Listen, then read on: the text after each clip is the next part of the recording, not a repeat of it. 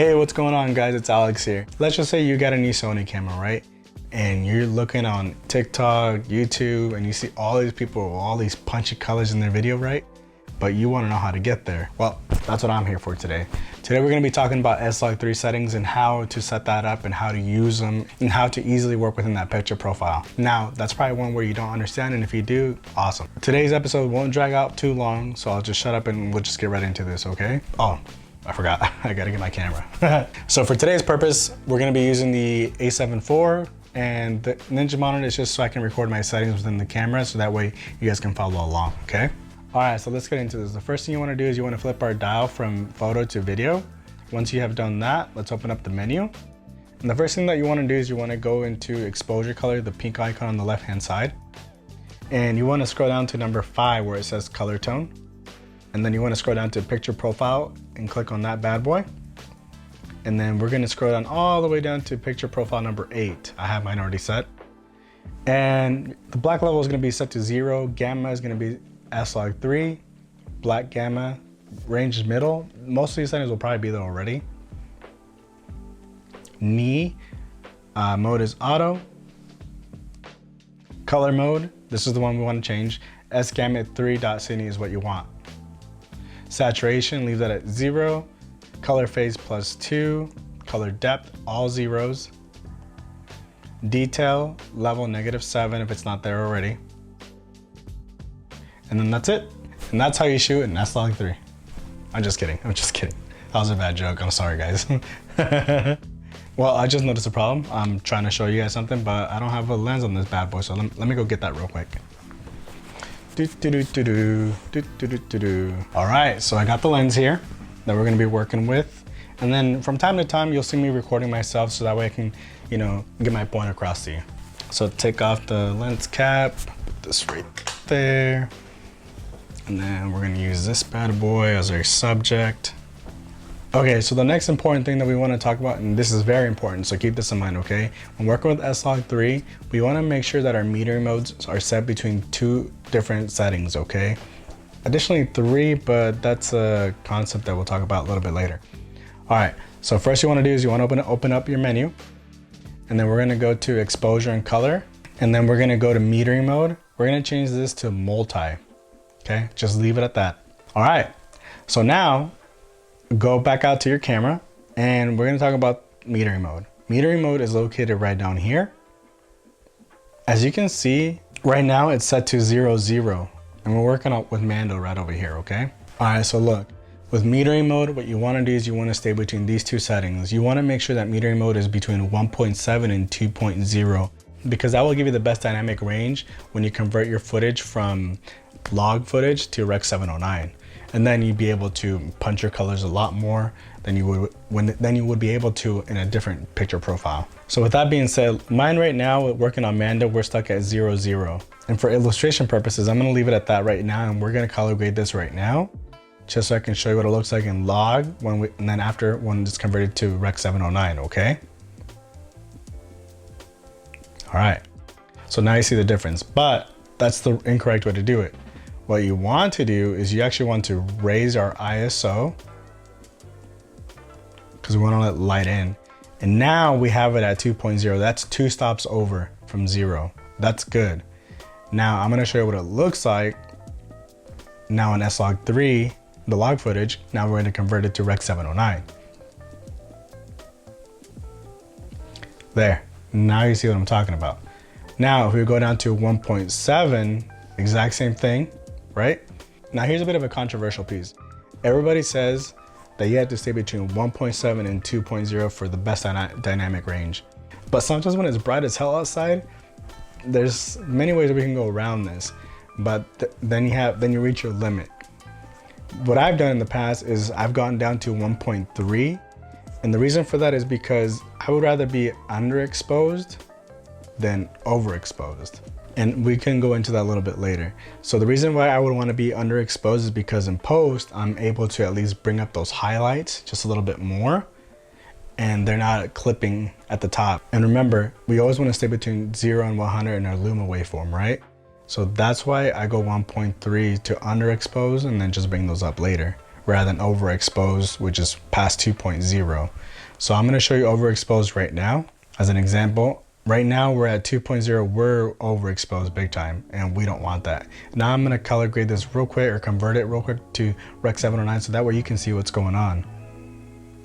All right, that's that. Key takeaway from this, stay between 1.7 and 2.0. So if you want, you can go down to 1.3 and then salvage those by bringing that up just a little bit more later in post, okay? Let me show you real quick how to, or why I think that's okay. Here we're at 1.3, and then I'm gonna show you what it looks like right now with in log format and convert it to Rec 709. There you go. Now it's not much of a difference, but it's enough. Now another key point when working with SLOG3, you want to turn on your zebras. Those help you a lot. If you don't know what they are, it's pretty much those lines showing you on camera, showing you what's overexposed in your footage. That's all there is to it. And with zebras, you want to customize this. Okay, we're gonna go into that right now. We're gonna go ahead and open up the menu. Exact same space that we're in, exposure and color, go down to number 6. And we want to change zebra level to custom 2. Take it to the right, change it to lower limit. And lower limit numbers, 94 plus. So next thing, we want to go back out and we want to turn zebra display on, okay? Okay, so that's that. That's all you gotta do with zebras. You don't have to do anything else with it. So when you're overexposed way too much, you're gonna see those lines show up on your camera screen, right? But always work with your metering mode. The metering mode is what tells you where you need to be. Remember, 2 stops over max, and then the low is 1.3. But rule of thumb, 1.7 to 2.0 is where you wanna be. That's your sweet spot. Another key component when working with SLOG3 is your ISO. Now ISO plays a pretty dramatic element when working with SLOG3. And with that being said, I'm going to show you why it's so important when working with SLOG3. When you open up your SLOG, or when you open up your ISO, you're going to see 2 lines over some numbers that go between 200 and 640. SLOG3 with the A74 that I'm using today, the base ISO that you want to use with SLOG3 is 800. If you go anything below that, your footage is going to start to look noisy, and you don't want that. Let me zoom in with this guy real quick.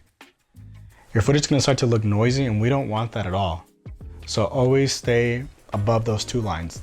That's all you got to know, okay? There are some ISO numbers that you don't want to meddle with because, again, your footage will look noisy, and we don't want that. And there's no way to save that, right? Once it's done, it's done. I mean, you can use software to reduce the noise, but we all know what happens there, right? Our footage starts to look a little bit soft. Here are the ISOs that we want to stay. I'm going to show you the ISOs that you don't want to live in because it's a lot easier. So ISO 800 is the first one that you want to stay in. And we're gonna go ahead and zoom in on Mando here. All right guys, and before I start adjusting on my ISO settings, remember our metering mode has to stay between 1.7 and 2.0, 1.3 being the lowest, okay? All right, so here we go. We're at 1600, we're at 1 stop over. And this is what it looks like right here. So I'm gonna zoom in a little bit more. Okay, we're at ISO 1600 at the moment. And this is what it looks like from our log footage to Rec 709. All right, so now we're gonna bump it to 3200. This is the one that I suggest that you live in. Now 800, 1600, and 3200 are the ISOs that I recommend that you live within because those seem to have the less noise in them when recording. And here's my proof right here. So at the moment, our metering mode is set to 1.3, and that means we're golden at the moment, right? And honestly, I wouldn't trust ISO 4000 or 5000 because our footage is gonna look it's gonna look grainy. And I'm gonna convert that real quick just so you guys can see what's going on. And our metering mode is at 2.0, so it might be salvageable, right? To be honest with you guys, I would go up to ISO 6400. And our metering mode is clipping. And as we all know, there's a triangle that we follow, right? The aperture, shutter, and ISO. So what I'm gonna do is I'm gonna turn on my shutter speed. And now we're stuck at 2.0. That's where we wanna be. Now I'm gonna convert everything for you just so you guys can see what it looks like, okay? ISO 800 and 10,000, I would not use at all. That introduces a lot of noise to your footage and you don't want that. The next one that I would use apart from 64,000 or 6400 would be 12,800. That's a good one. This ISO level is very good when it comes to working in low light. So let me prove to you guys what I'm talking about here when it comes to noise levels, okay? let's turn down my light so we can introduce a low light scenario. And I only have this light working at the moment, okay? And again, we're gonna increase our shutter speed to 320 because you wanna be between that 1.7 and 2.0, okay? Now, as you can see in the darker spots, there's not as much noise as there is when you would introduce 8,000, 1,000. Now we're gonna go down to 6,400. This is clean. Honestly, this is really clean. But these two ones, no. So 12,800, it clears up a lot.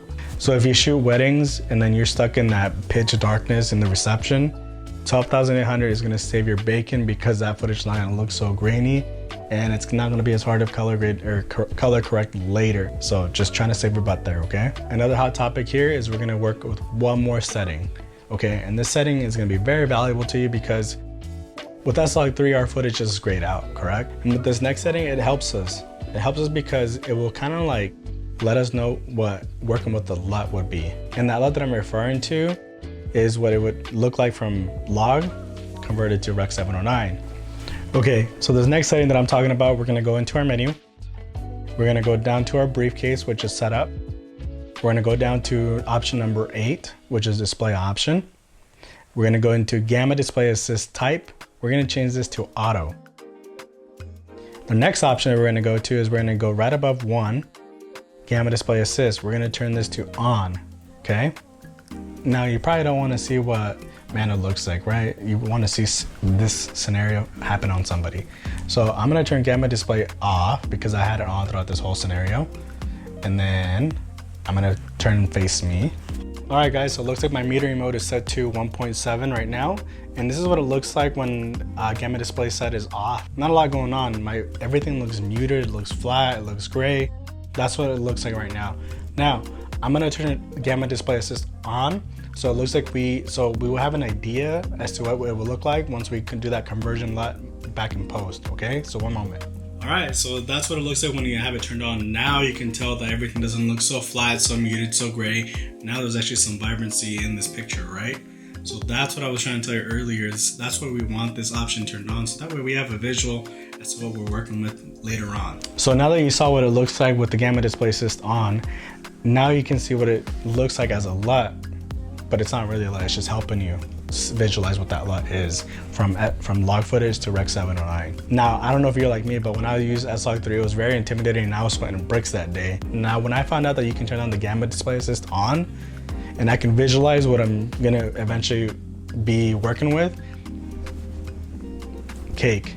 All right guys, so I hope you guys learned something today, and I hope that working with SLOG3 becomes a lot more easier for you than it was for me when I first started.